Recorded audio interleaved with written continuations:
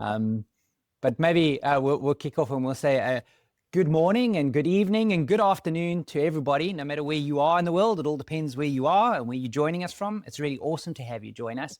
Des and I we've opted to do these TikTok lives once a week in this same time slot. Our whole intention is we really want to just share our experiences of moving to New Zealand and pay it forward and help as many other people that are trying to follow the same journey in moving across to New Zealand and making New Zealand your home. Des is a licensed immigration agent, so she's joining with a wealth of knowledge around immigration.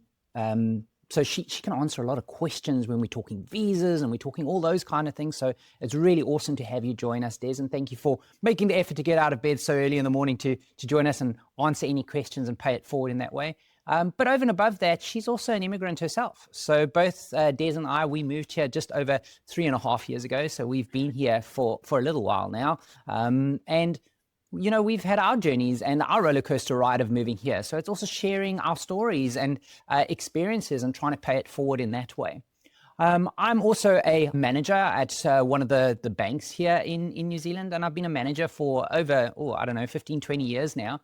So I've had the opportunity to work with a great bunch of people, but being on the side of hiring people on both sides of the fence. So I've been a person that's been interviewing many, many people, but I've also gone through interviews. And I know that's one of the biggest challenges for a lot of us immigrants wanting to move here to New Zealand is actually just trying to find that job. So we want to be able to share our experiences with that as well.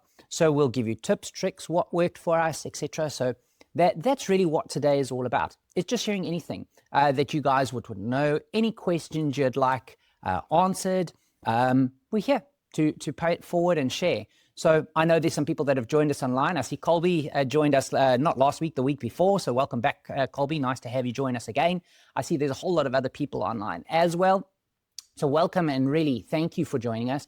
It really is so nice to have people just join us on the live. And the whole idea is for you guys to ask us questions so that it can be interactive. Is there's anything that you've been struggling with, you've had on your mind, anything at all about your journey to New Zealand, please ask us and we'll try our very best to answer that for you. In the meantime, I see Colby's already got the first question. Nice one, Colby. What are the requirements for citizenship in New Zealand? So that's definitely a Des a question. So thank you, Colby. She'll talk about the citizenship. I can tell you just before she answers it, geez, that's on my list, Colby. I cannot wait to become a citizen and get that little black book. I know it's going to take a few years. We've got our permanent residency, but we're still waiting to mark that one off. But Des, I'll hand that one over to you. Thanks, Colby. So in terms of citizenship, it is a presence test. So it depends on how long you've been in New Zealand, but you do need to be a resident in New Zealand. So on a resident visa for at least 5 years. There is a breakdown of periods that you need to be in. So it's a certain number of days for the 5 years. So sometimes it is a little bit earlier than the 5 years. But if you want to reach out to me, I could happily double check your dates because there is a date checker on the citizenship app. Perfect. Thank you, Des, and thanks, Colby.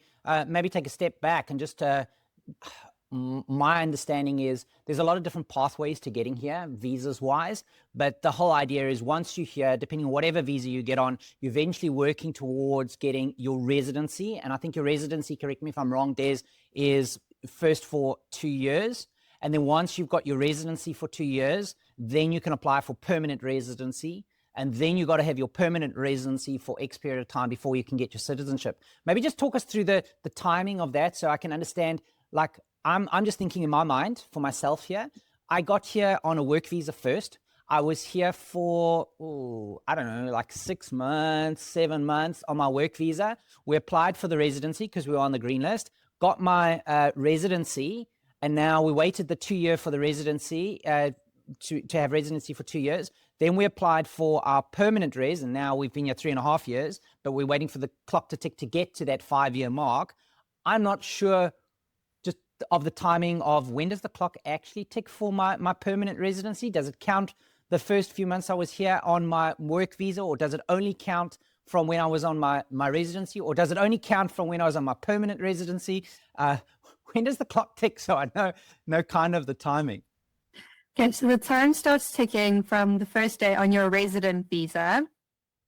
You are given residence indefinitely, but you're given 2 years of travel conditions, which means that you can travel in and out of New Zealand for as much as you want in the first 2 years.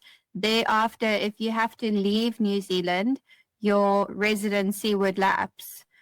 So it kind of forces you to apply for permanent residency after the first 2 years. Yeah. So after the first 2 years, you apply for permanent residency. You can then have permanent residency for the balance of the 3 years that you need to make up the 5 years for citizenship. Sorry, Colby, I saw your question.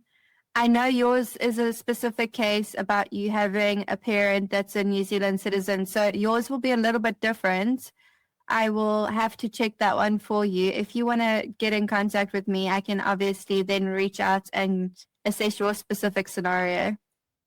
Awesome. Thank you, Des. Colby, I'm not even sure if you're part of our community. Sorry. I know we've got quite a few people in there now, so I don't remember everybody that's in the community. So I know I've just gone and taken Des away for a second.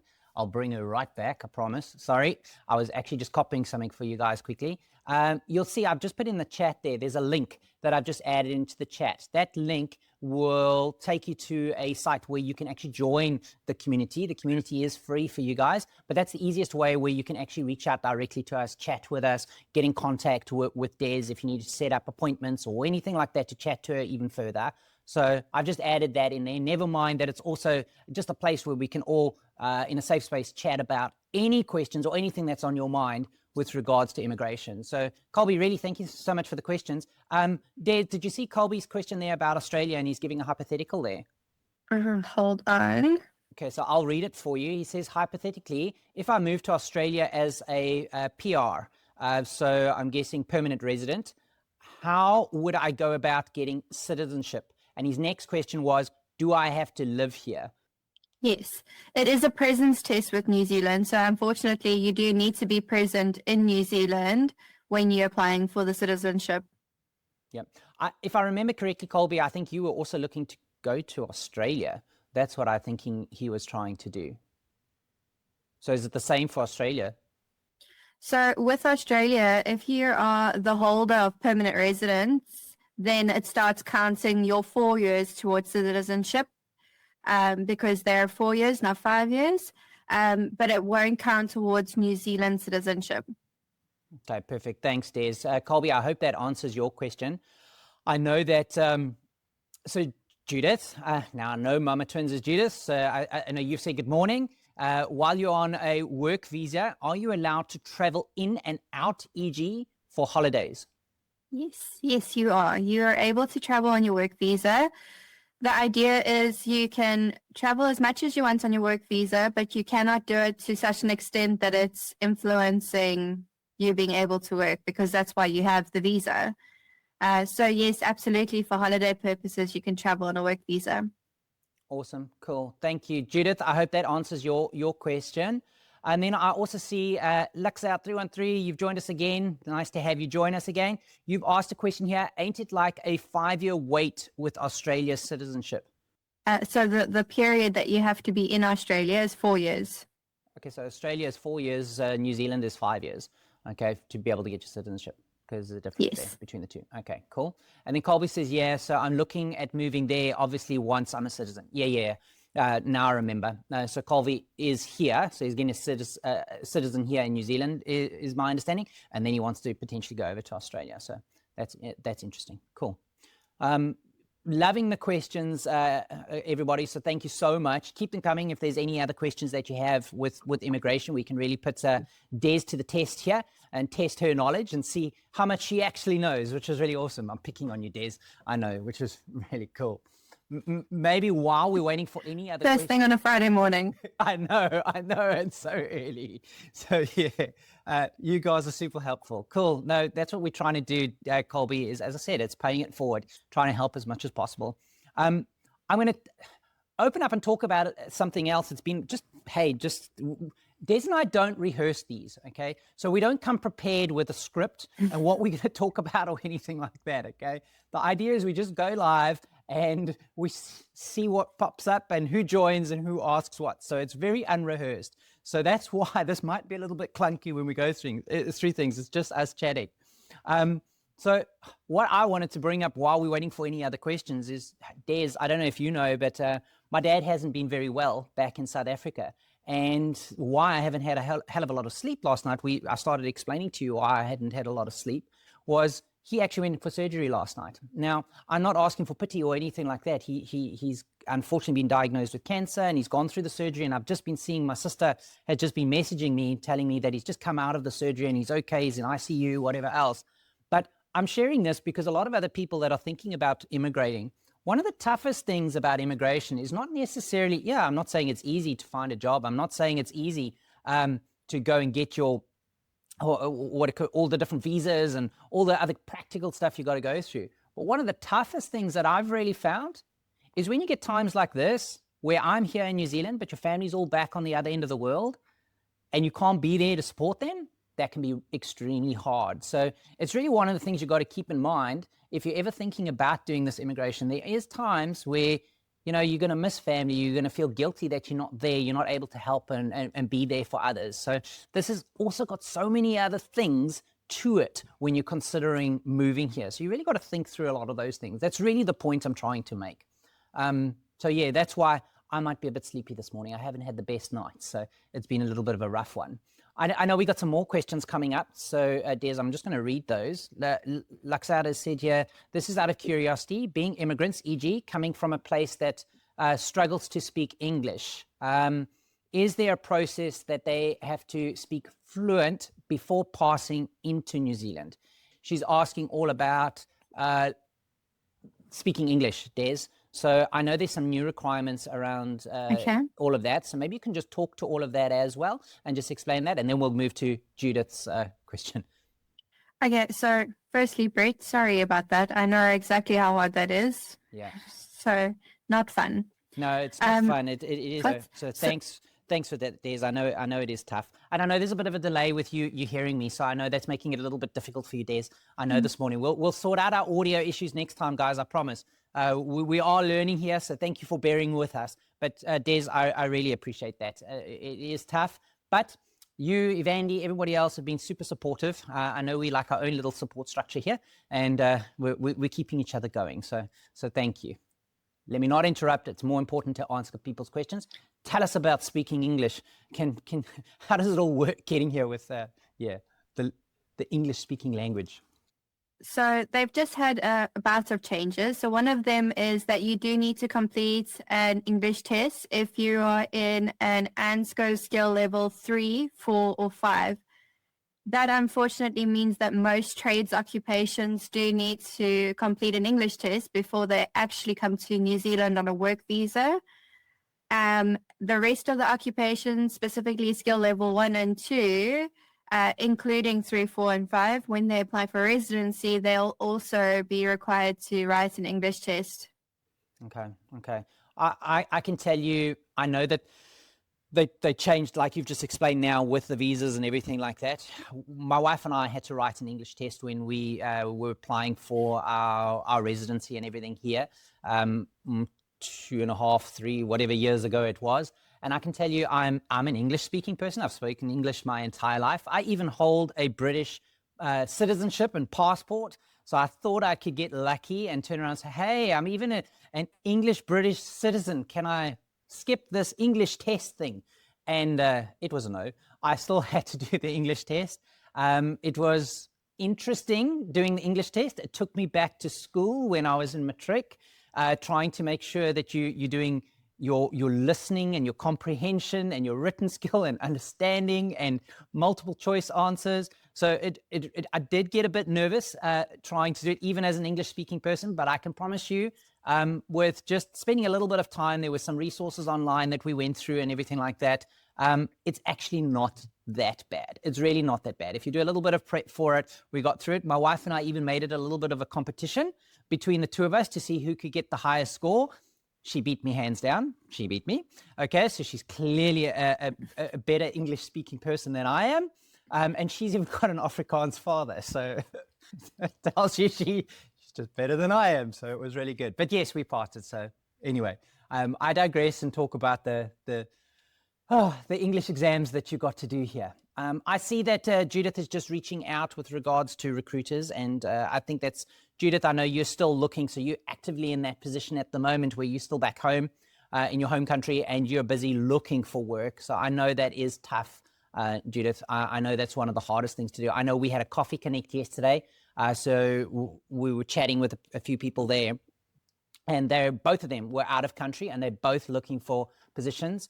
And I know that one of the biggest things I was trying to get across is don't underestimate the tool in LinkedIn to actually try and build some relationships with people and connecting with people. That is a huge way of trying to open up doors and opportunities, but it does take time and effort. So what we're trying to explain on the Coffee Connect yesterday is that it's a process of starting to use LinkedIn as the tool to be able to figure out which companies you want to work for, then figuring out which managers at those companies you potentially want to try connect with because they're in your industry, they potentially could be hiring for your skill, but there's a way to go about connecting with them. There's a way to start following those companies, seeing what they're posting, commenting on their posts, being active on their pages, reaching out to those potential managers or colleagues at that potential company that you would want to work at, and not asking straight away for a job, but trying to interact with them and see, okay, well, you posted this. I found that interesting, that article, or I see you're also from South Africa or Zimbabwe or whatever. I'm also from South Africa and I'm looking to move across. How did it go for you? Your goal is to build a connection. Your goal is not to get them to give you a job. So you really got to put in the effort, and that takes time. Like any relationship in life, you can't just jump to asking a person for stuff straight away. They're like, who are you and why are you asking for this? And why should I do that for you? You're first trying to get to know them. So you're trying to find common ground and get to know that person. And that takes time to build that relationship. Yes, LinkedIn is a tool and a way you can start doing it from out of country, but it is something that you've got to slowly work through and it takes time. But I promise you it can work, because think it through. If you've been posting and commenting on people's posts for a couple of weeks, months, and now all of a sudden they see you active on their posts, they see that you actively commenting on what they post or the company posts and everything like that. Now they have a position that comes up in their company and you see that position. Yeah, apply for the position, but then you also go to them and say, hey, Bob, I'm just using the name Bob. I see you've applied, you've put a job advert out for da-da-da-da. I've applied for that position. I'd love the opportunity to meet with you. They'll go, oh, geez, Bob, I know you. You've been commenting on this or whatever else. Now you're not just a pile of CVs and paper. You're somebody, oh, I recognize you. I want to meet with you. You've been engaging. Does it mean it's quick and easy to do this? No, it takes time. I know it's a pain. Okay. It is going to take work. I never said it'll be easy, but it is definitely a way to open up those doors and opportunities. And Des and I have said it several times. They are so big with the culture here on relationships and culture fit and being the right person for the team. I'm not saying they don't look at skill. They look at skill as well, but the culture fit is so important and the relationships are so important here. And that's a way to start building them, which, yeah, is important. I don't know your thoughts on that, Des. I'm actually going to ask you a question because I got it during the week this week and I thought it was an interesting one. I had someone ask me, I have sent my CV to a recruiter. They're going to help me. I don't think I need to do my LinkedIn. Oh. So I know how I answered it, but I want to hear what you thought about that. You're going to make me cry, Des. You're absolutely going to make me cry. Oh, okay. So I'm going to be quite harsh with the answer for that one, Des, is, yeah, okay, recruiters are great, and I'm not running recruiters down. There's some great recruiters that are genuinely, their heart is in it, and they really got the right connections at the right companies, and they push hard for their potential clients to try get them a position, okay? So there really are good recruiters out there, but as much as they're good recruiters out there, there's also some that are all talk, but no do, okay? And they talk the talk, but they don't walk the walk. And that can be very frustrating when you're dealing with those sort of recruiters and you're hoping they're going to find you this job, but they never do. Okay. So that's the one thing you've got to be careful of. And I guess that's the same thing in life with anybody that you're dealing with in any service. You could say the same about an immigration agent, great ones, not good ones, whatever. So that's the one thing I wanted to remark on. The other thing that I wanted to remark on is you've got to remember it is your responsibility in this whole journey. The one thing that is your responsibility, if you're coming across on by means of finding work here, you got to find that job. It's not just for anybody else to find that job for you. It's on you. You got to actively get involved, put yourself out there, and find that job. Now, I know sometimes it can be difficult and you think, well, how? How do I make those connections? How do I stand out? How do I do my CV? How do I update my profiles on Seek? What platforms do I go? Yeah, you can have a lot of questions, but that's why we also are here to try and help. We do have a masterclass to try and help you. And even if you don't want to do our masterclass, there are lots of other resources out there on YouTube. There's Google and you can search, but educate yourself, learn how, but apply yourself, make the time, put in the effort. You've got to put in the work. As much as, yes, a recruiter is there to support you and help, you cannot leave it all up to them. You cannot and expect that they're going to find you that. Maybe you'll get that lucky one, but I promise you, it's not the norm. You've got to put in the effort. The people that go and they really want to make this work, they're the ones that go out and they say, okay, let me educate myself as much as possible. How should I do my CVs? How should I do my cover letters? How should I be using LinkedIn? How should I be using Seek? How should I be interviewing? How should I be portraying myself? What is my approach?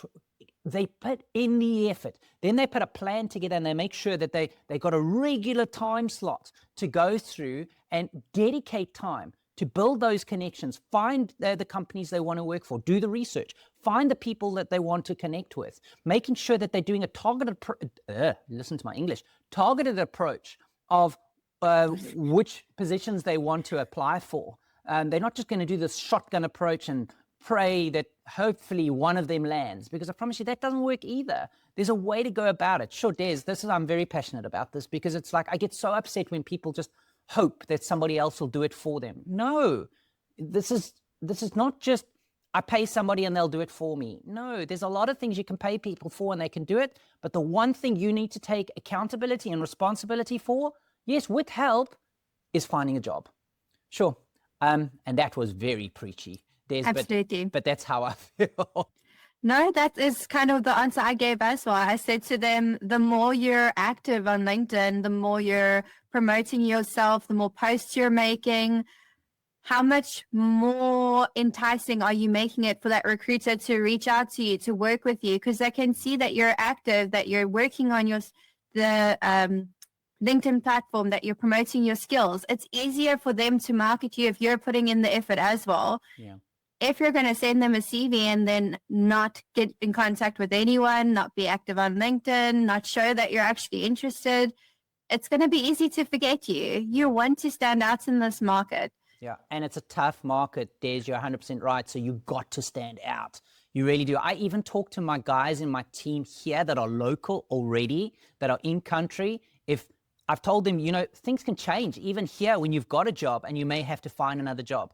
But you could call it career security is what you need to build. And to build career security is investing in yourself. It's standing out. It's saying, why are you unique? Why are you that much more of a better choice than the person next to you? So yeah, no, 100%, Des, I'm on the same page as you. I just want to go back to the chat because I also know we're on the hour, but I don't want to miss some of the questions. First off, I can see that, and I hope I don't butcher names and what do you call it, handles and all the rest of it. And I'm sorry if I do. I don't mean to offend anyone, okay? But I'll start off here with HNMIQ. You've said hi. So really hi. I'm sorry, I'm a man. Multitasking can be a challenge. Talking to Des, having a delay with our technology in video, audio, answering questions and trying to read. Wow, at 5:30 in the morning, I promise you it's taking a lot of effort for me as a man. So anyway, I joke. But yes, hi, nice to have you join us. Colby, you've asked another question. You said here, what are some of the green list jobs out of interest? So look, Colby, what we'll also do is I did put in that link. If you do join our community, we've got right at the top of the page, there's a green list tracker that we've got.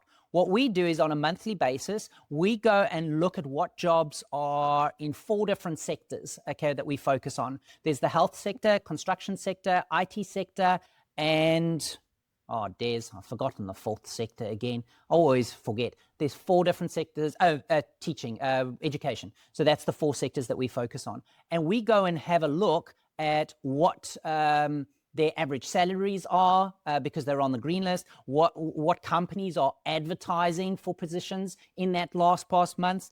So we share a lot of information about it. We also do give the link to the immigration website where you can look up what positions are available on the green list, etc. Because obviously, correct me if I'm wrong, Des, it doesn't stay static. It doesn't change like all the time, like every day, but it's not a static, fixed type of sector or positions that are always on the green list. But that's a way we're trying to help in our community where we update it on a monthly basis, over and above giving you the direct link where you can look at it live or directly, on the immigration website. Did I answer that okay, Des, for Colby? Yep, it gets updated annually, but yes, if you use Soft Landing, that is a really handy tool to see what roles are on the green list and then also what positions are available under them. Okay, cool. Thanks, Des. Colby, I hope that answered your question.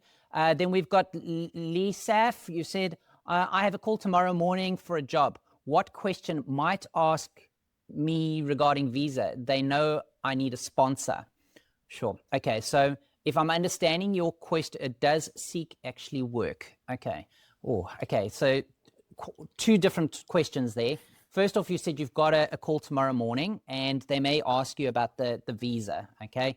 And you obviously need the visa. So you need the work opportunity, you need the job offer to be able to continue with applying for your visa. That's my understanding, Lee Saf. So a lot of us are in the same sort of position. I am always wholeheartedly say, be honest, okay?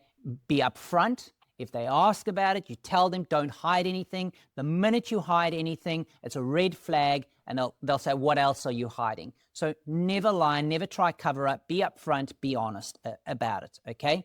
What you can do is if you are dealing with an immigration agent, like we were when I was back in South Africa doing online interviews, and I also needed a job offer to be able to complete my visa process, I'd at least started with, and my immigration agent was Des, that's why she's here, but she was helping me get to a point where we were what we call visa ready. So we had done a lot of the legwork and getting all the relevant documentation ready. So we got to the point in those interviews now, all I needed was an offer. Once I got an offer, we could start pushing hard to finish the last bit of the process of getting my visa, okay? So that can help. Because then at least when they ask that question, you can explain, I've done a lot of effort. I'm already engaging an immigration agent. I'm already at a point, all I need is that offer. And then I can push quite hard to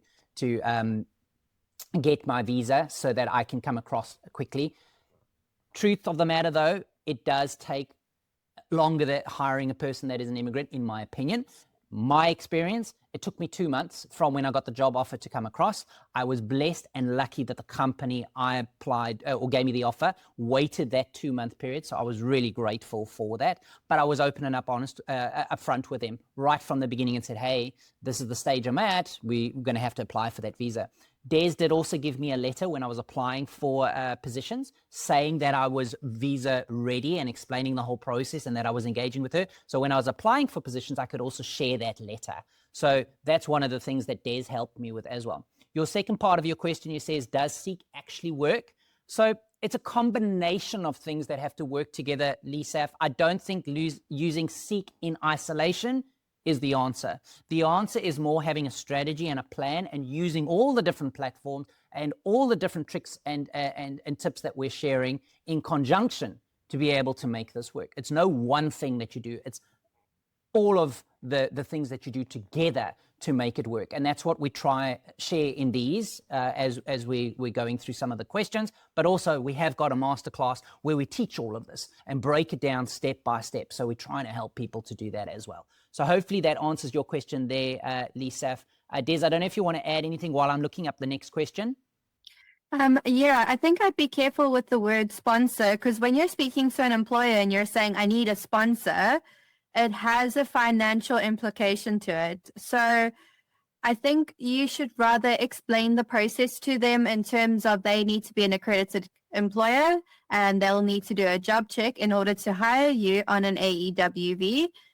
So I think using that specific wording and having an understanding of the process is probably going to be more beneficial to you than using a word like sponsor, because some employers don't entirely understand the process of having to hire someone on an accredited employer work visa. Yeah, I think that's a very good point, Des. Getting back to my situation, because I could talk from my experience, is when I was going for that job interview and I got that offer, I was explaining that I'm not expecting them to pay for me to come across. I wasn't expecting them to pay my immigration fees or anything like that. I'd already covered all of that. I was already engaging with an immigration agent. So it's different from being sponsored. It's more, you're just giving me the job opportunity so I can have the contract to finish off the process I'd started. So that is an important point. I also know in the chat, and I know we're over now, so we're going to have to end soon, but Colby, you've said there you responded to LESAF, just explaining you applied for hundreds on Seek, 2 in person, and only worked at 2 companies in New Zealand. Colby, thank you for giving that context as well. So it's also just to encourage people, you have to apply, even for us here locally in New Zealand. We apply for a lot of positions, okay? And sometimes we get ghosted, sometimes we get tons of rejections. It can be quite demoralizing when you're applying for positions and you're just not hearing things back, or you're trying over and over and seem to be getting nowhere. The idea is, please don't give up. Just like Colby's explained, you just need that one offer. That's all you need, okay? But there is a process we do share. There's a way to go about it. I don't believe in shotgun approach. That's me personally. I don't believe you just fire your CV out there to hundreds and thousands of applications and hope for the best. I do believe there's a better strategy to go about it with being more targeted, figuring out which companies you want to apply for, what positions you actually apply for when they get posted, because timing is so key as well, how you stand out so you're not just a CV in a pile of papers. So yeah, that's definitely one of the things. But Colby, you've been awesome this morning, Colby, and everybody else, just asking so many questions. So thank you. Ibrahim, hi. I see you've said hi. Your questions come up. Will it be possible to get a job offer while waiting for the NZQA outcome? Oh, gee, I don't know. Des, maybe that's one you can answer. I'm not sure. I need more information on that one, because yes and no. If you're an occupation that's on the green list, and the green list, the employer's done the job check under the green list requirements, and for example, you're a diesel mechanic and you need to show that you have that qualification to meet the green list requirements, then yes, you'll need the NZQA in order to apply for the work visa. But if you're in any other occupation and there's not a specific requirement to meet a qualification requirement, then no, you might not need the NZQA in order to apply for the work visa. So it's going to be really based on your specific scenario. Okay, cool. Ibrahim, I hope that answers your question in part. So I hope that helps. Colby, you've said, I'll try be every second Friday. I'm on night shift this week. It's way easier to be present. Awesome, Colby. Anytime that you join or anyone joins, we love it. We really love anybody joining us. I'm an educator, Ibrahim. Okay, cool. So he's in the... So Ibrahim, sorry, just to answer that, you'll need the NZQA in order to do your teacher's registration, and you need the teacher's registration before you apply for your work visa.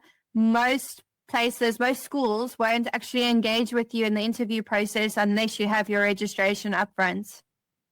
Awesome. Thanks, Des. Ibrahim, I hope that helps you a little bit. I know we are over on time, so we've gone 10 minutes over, but I want to thank everybody so much for making time to join us.